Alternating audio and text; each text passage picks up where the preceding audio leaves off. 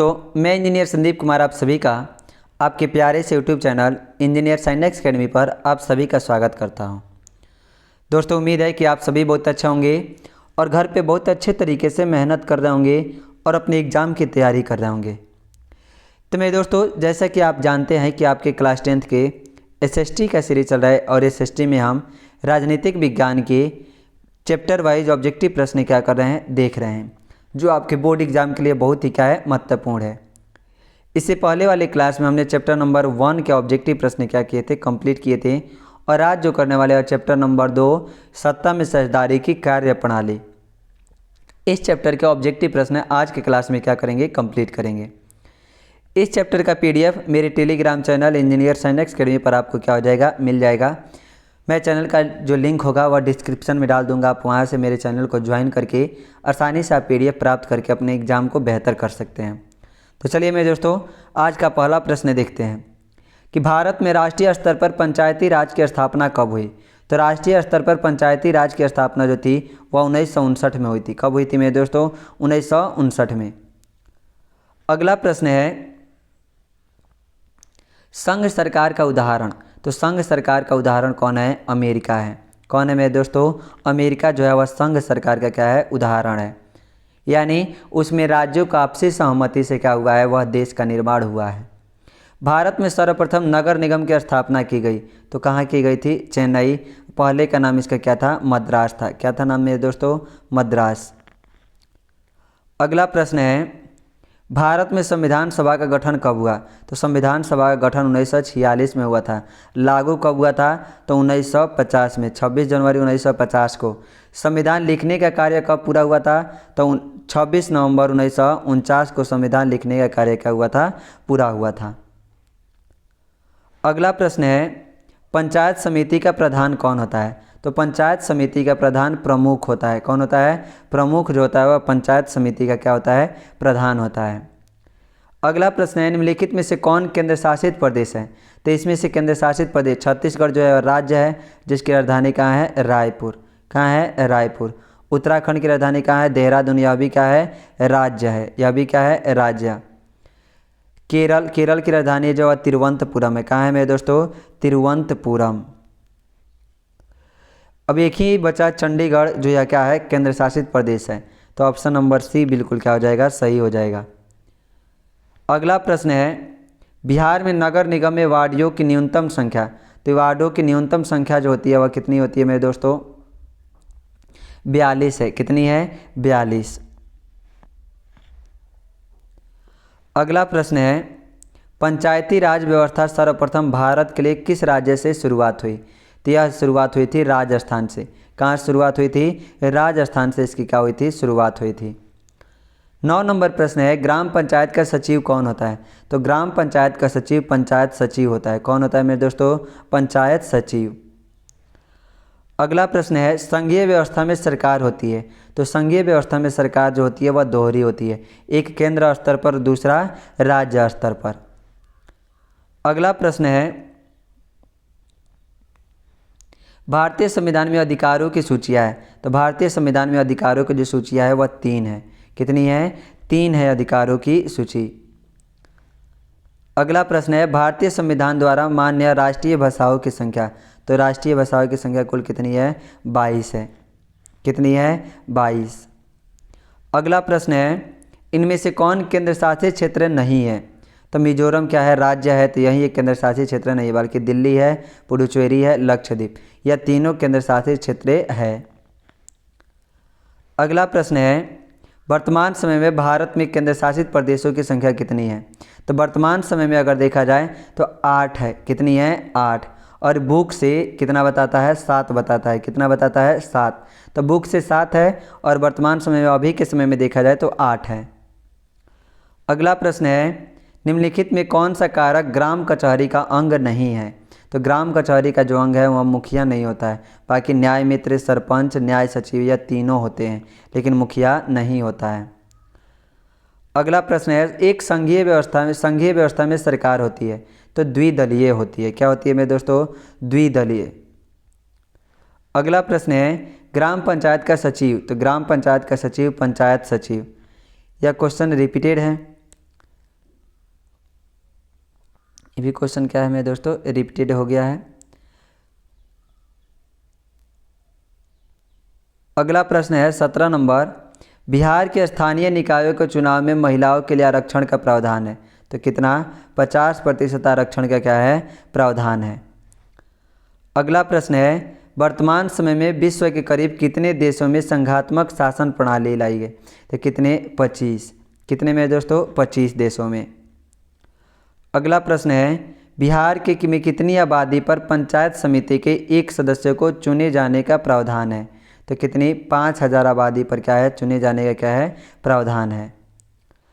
अगला प्रश्न है, भारतीय संसद ने किस संविधान संशोधन को 1992 में पारित कर नगरीय व्यवस्था को संवैधानिक मान्यता प्रदान की।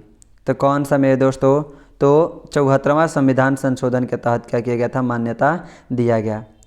भारतीय स्वतंत्रता अधिनियम 1947 के तहत भारत में उस समय कितनी देशी रियासतें थी। तो 563 देशी रियासतें थी। कितनी, 563।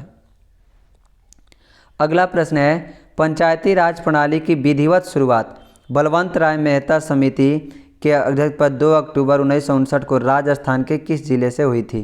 तो किस जिले से, तो नागौर जिले से हुई थी। किस जिले से, नागौर जिले से पंचायती राज व्यवस्था की क्या हुई थी, शुरुआत। अगला प्रश्न है, संघ राज्य की विशेषता नहीं है।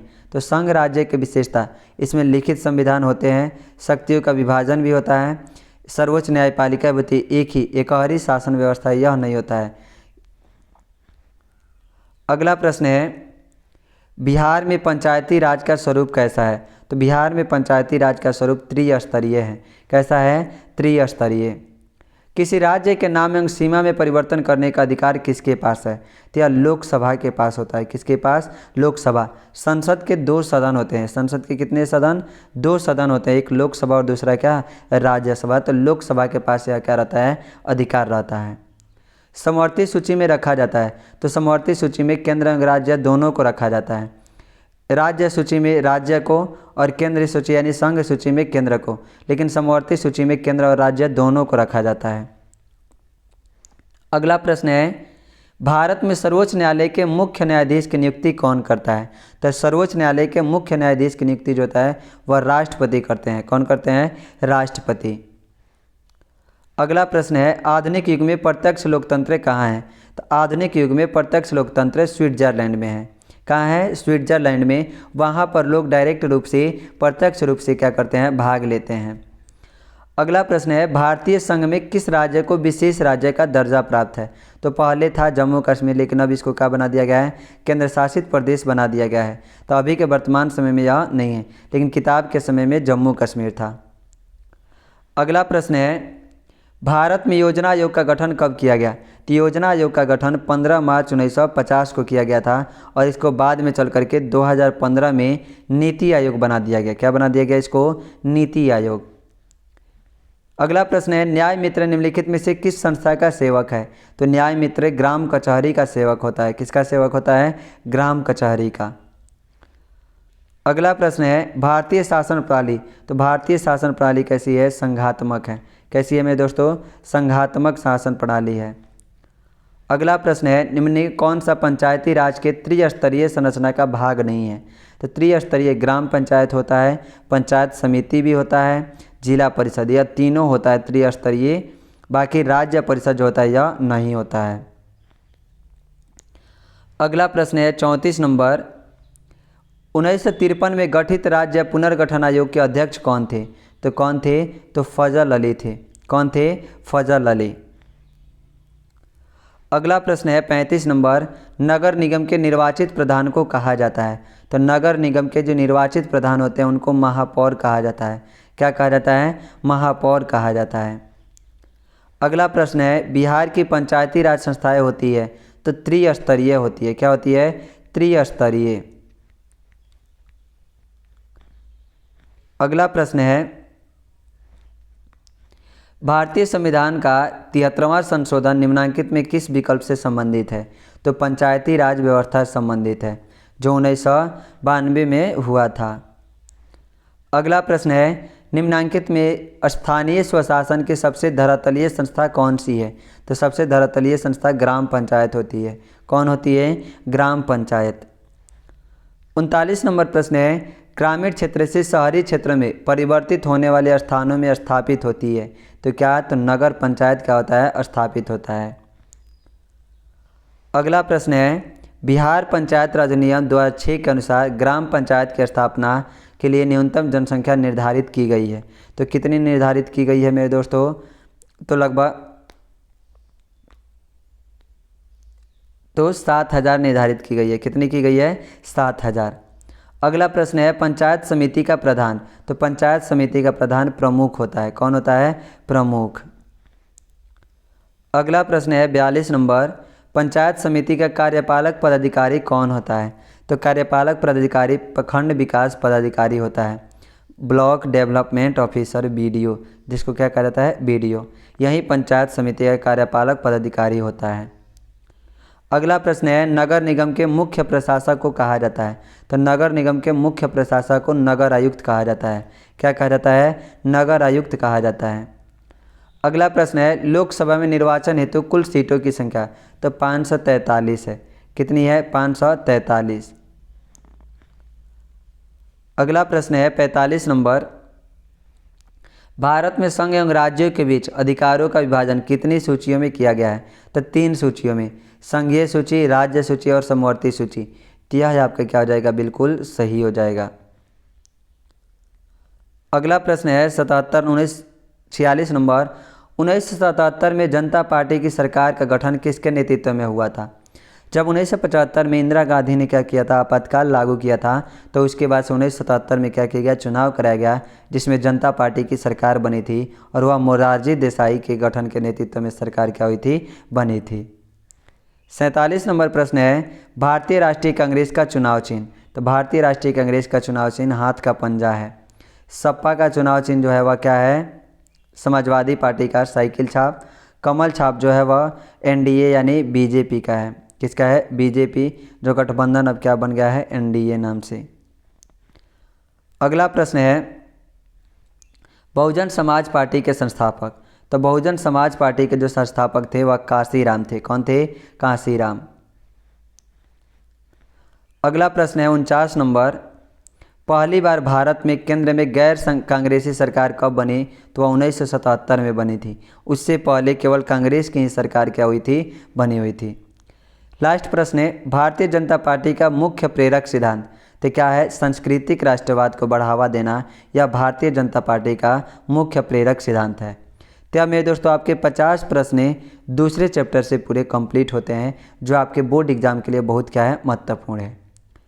तो चलिए मेरे दोस्तों मिलते हैं नेक्स्ट क्लास में। आज के लिए जय हिंद।